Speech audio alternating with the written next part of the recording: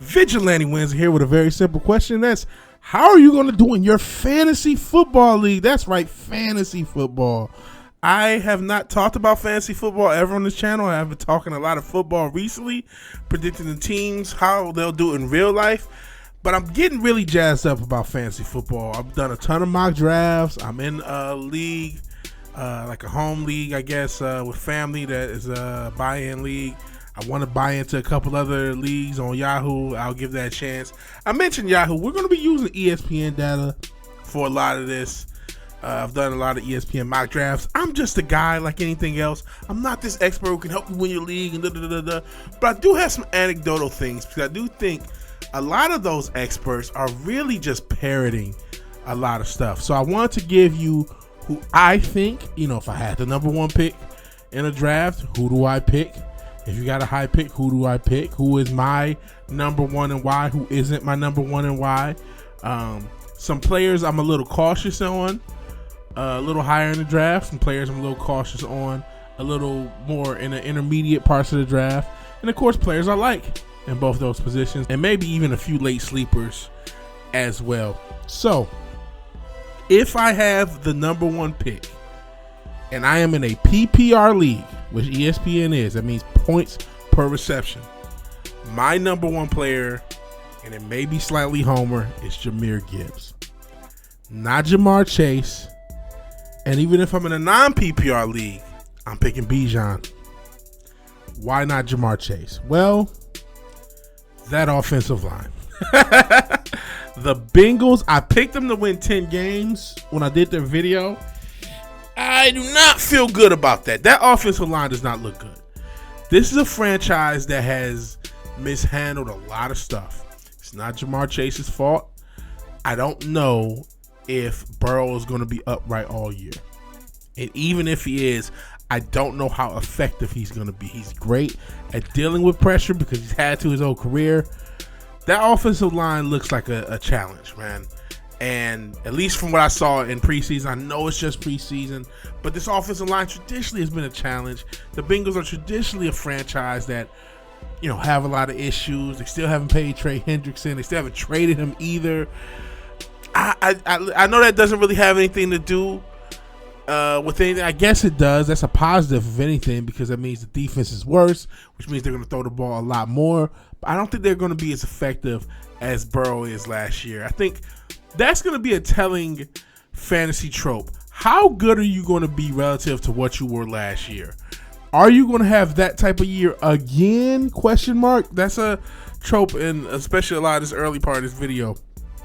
I'm not saying Burrow is going to fall off a cliff, but I'm just saying I don't know if he's going to do nearly 5,000 yards, 40 plus some odd touchdowns, and then as a result, Chase ends up, basically, didn't he win a Triple Crown?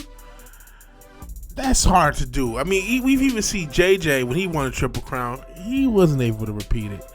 And there's another thing. There are a lot of great receivers. Now, don't get me wrong. I don't think a draft in Jamar Chase, I don't think a draft pick given to Jamar Chase is a bust. I don't think he's going to be the worst player or not have a good year. He'll still have a good year, but I just see his production dropping off ever so slightly and being more in line with a Justin Jefferson, a Nico Collins, a CeeDee Lamb. CeeDee Lamb had a great year a couple years ago when Dak was healthy. He's another guy you can argue did exactly what I'm worried about, where he had a great year, 1,600 plus yards, bunch of touchdowns. Next year, quarterback's not healthy. He's not healthy the whole time. Doesn't have the same production. We just saw that with CeeDee Lamb, even though I think he's going to be pretty good this year. There's so many receivers. You can also get a bunch of receivers late. So not all of these are names that you love to hear, like a Jerry Jeudy or Cortland Sutton or Jacoby Myers. But those all are guys that had 1,000 yards last year that you can get in the 6th, 7th, 8th round a lot of times. So it's like there are receivers that you can get much later than the number one pick overall and still get value. Guys like Mike Evans that you can get at the 46th pick, There are guys like DK Metcalf. Maybe you're worried about him going to a new team, but he's almost always a 1,000-yard plus receiver at the 50th pick.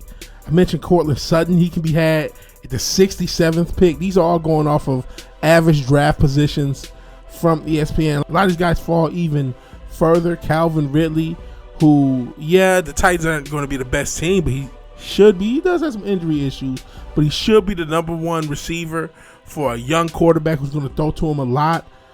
Jerry Jeudy again, 77th pick. J-Mo, my guy, another Detroit guy, 77th, almost 78th pick. Travis Hunter, if you trust the rookie, 79th pick. Ted McMillan, 83rd pick. There are just so many guys. Jacoby Myers, I mentioned, he could be the 100th pick.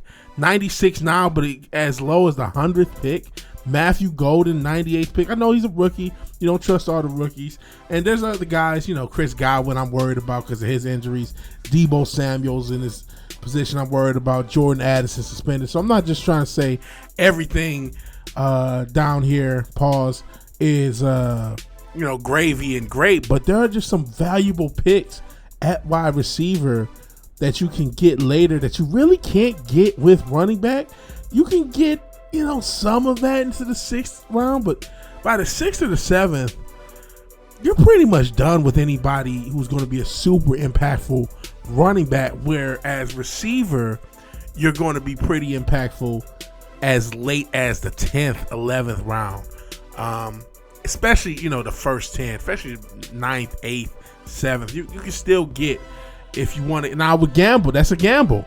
But you can still get receivers super late. Now, all that said, I still think Jamar Chase is going to have a hell of a year. I wouldn't let him fall. And that's going to be another trope. There may be players I have questions on, but don't let them fall too much. I would take Bijan or Jameer over Jamar Chase, but that's about it. If those two players are off the board, don't wait too long for Jamar Chase. Don't get me wrong. You know what I mean? I'm not trying to shit on Jamar Chase. I still think you might mess around, and Jamar Chase's production is similar to a lot of receivers that are also first round or first round-ish, like a Malik Neighbors or Amon-Ra or Puka Nacua or CeeDee Lamb or Justin Jefferson. His production might be more in line with those than it is above those guys. That's what I'm worried about. But it still is going to be in line with those guys. He's still, all those receivers I mentioned, Jamar Chase is probably still going to have a better year than them. But how much better? I don't know. That I don't know. And we always have guys, especially rookies, look at Neighbors last year, that break out. So I'm worried about Jamar Chase because of Joe Burrow and that offensive line mainly. I'm worried that line is not going to hold up, and therefore the offense is not going to be productive as it once was. But he's still going to be a solid pick. You can do a lot worse. I don't think he has the same bust potential as a guy like CMC. And since I mentioned CMC, he's one of the guys that makes me a little queasy.